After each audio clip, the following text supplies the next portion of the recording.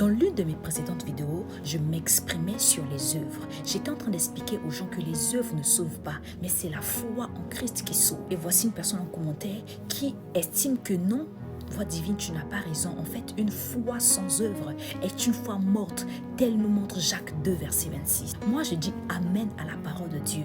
Une foi sans œuvre est morte. Mais il y a quelque chose qu'il faut noter par rapport aux œuvres et la foi. Ce qu'il faut comprendre, c'est que on n'œuvre pas pour avoir la foi. On a la foi, c'est pourquoi on œuvre. Jacques 2, verset 26 nous explique ce processus. Nous explique qu'en fait, on ne met pas la charrue devant les bœufs. Est-ce que vous comprenez? La foi d'abord. Et la foi s'atteste. La foi se manifeste par les œuvres. Une personne qui ne croit pas en Christ et qui œuvre pour croire est une personne qui est morte, évidemment. Mais une personne qui croit en Christ et qui œuvre, c'est parce qu'elle est sauvée, c'est parce qu'elle est libérée qu'elle œuvre naturellement. L'œuvre qui est parlée ici ne sont pas des œuvres mortes, ce sont des œuvres de vie, comme toi tu l'affirmes. Mais à quel moment l'œuvre d'un homme ne peut porter la vie? Si et seulement si lui-même, cet homme qui œuvre, a d'abord la vie. Or, la vie s'obtient par la foi en Jésus-Christ. Ce qui veut dire que quiconque œuvre pour obtenir le salut a échoué. Demandez cet homme qui a posé la question à Jésus-Christ. La Bible déclare que c'était un homme qui était assez riche, qui était assez aisé. Il pose la question à Jésus concernant le royaume des cieux. Il dit, Jésus, que faire de bon? Que faire de bon pour obtenir le salut, pour être sauvé, pour rentrer dans le royaume des cieux? Jésus commence à répondre à cet homme sur bon. Pourquoi me poses-tu, pourquoi me questionnes-tu sur ce qui est bon? Seul Dieu est bon. Ce qui veut dire quoi? Dans la pensée de plusieurs, les œuvres correspondent à faire des choses bonnes pour plaire à Dieu. Or, Jésus ici est en train de reprocher à cet homme de l'interroger sur des choses bonnes, pour lui faire comprendre quoi? Que il n'y a que Dieu qui est bon, malgré tout ce que tu peux faire sur la terre, comme œuvre, comme sacrifice. Dieu ne considère bon que lui-même Dieu. Est-ce que vous voyez ce que je veux dire?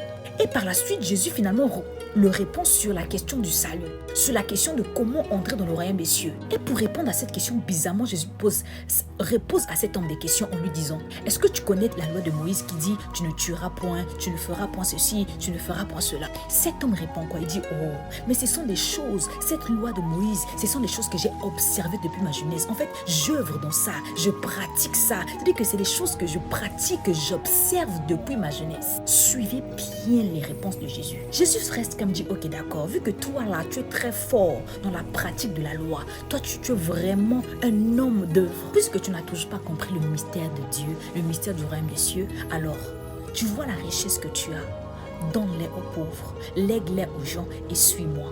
Cet homme a regardé à gauche et à droite. La Bible nous fait comprendre qu'il y avait les disciples de Jésus qui étaient là, qui observaient l'échange.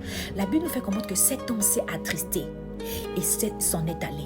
Jésus n'avait pas en face de lui un homme qui ne pratiquait pas. Jésus avait en face de lui un homme de la sanctification. Oui, cet homme-là, si c'était un chrétien d'aujourd'hui, on allait l'appeler les hommes de la sanctification. C'est quelqu'un qui respectait à la lettre la loi de Moïse. Mais Jésus ne l'a pas ouvert le secret du royaume des cieux. Jésus ne l'a pas donné le mystère. Jésus ne l'a pas donné la révélation de ce qui est caché derrière le royaume des cieux. Vous savez pourquoi? Parce que dès le départ, la question de cet homme était, Seigneur, que faire de bon? Jésus voulait insinuer ceci, que il n'y a rien à faire pour moi avoir mon salut. Il n'y a rien à faire pour être sauvé. En d'autres termes, ce ne sont pas les œuvres qui sauvent. C'est la foi en moi d'abord qui sauve. Et une personne qui a foi en moi, naturellement, il sera rempli de mon esprit et fera les choses que mon cœur désire. Il vivra selon les battements de mon cœur. Une œuvre sans pulsion de l'esprit qui est liée à la foi en Christ est une œuvre morte. C'est ça qu'on appelle les œuvres mortes. Les œuvres mortes ne signifient pas marcher dans la sanctification. Les œuvres mortes ne signifient pas ne pas pécher. C'est faux. Une œuvre est morte lorsqu'elle n'est pas soumise à la puissance et au pouvoir, ni à la motivation, ni à la source du Saint-Esprit. Toute œuvre qui n'a pas pour souche, qui n'a pas pour fondement la foi en Jésus-Christ est une œuvre morte. Aujourd'hui, on nous enseigne quoi? On nous dit qu'il faut pratiquer la Bible. Il faut marcher dans la sainteté pour devenir saint. Non.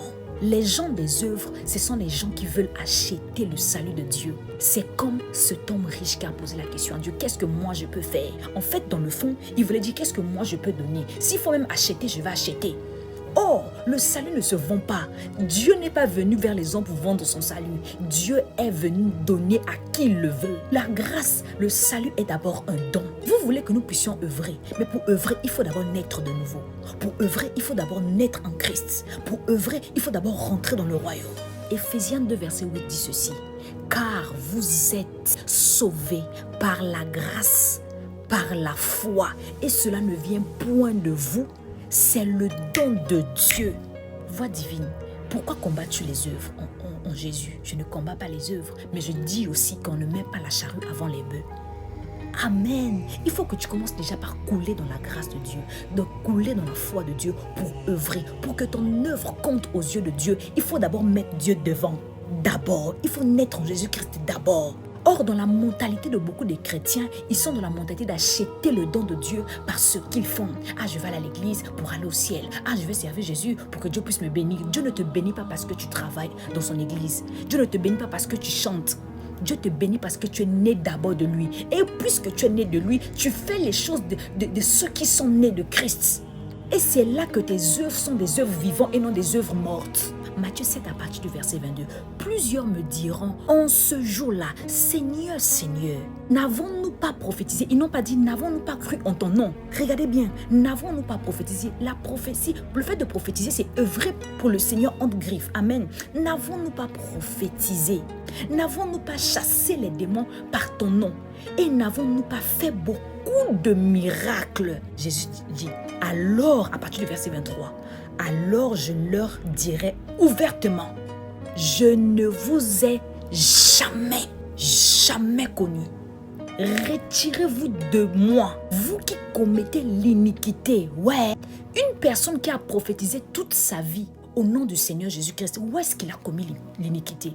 Une personne qui a prêché Jésus toute sa vie, qui a œuvré pour le Seigneur, puisque la Bible dit, comme toi tu le dis mon frère, selon Jacques 2 verset 26, que une foi sans œuvre est morte. Oui, voici des gens ici, dans Matthieu 7 à partir du verset 22, qui ont œuvré toute leur vie.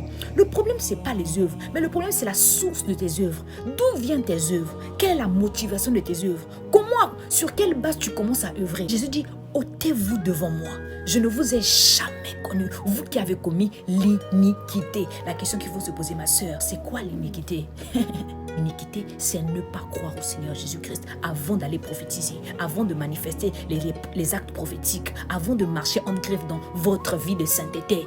Il est vrai qu'une foi sans œuvre est une foi morte. Tu ne peux pas croire en Jésus-Christ et ne pas servir Jésus. Ça veut tout simplement dire qu'il est naturel, le monde naturel, pour un enfant de Dieu qui est né de nouveau, puisse servir Dieu.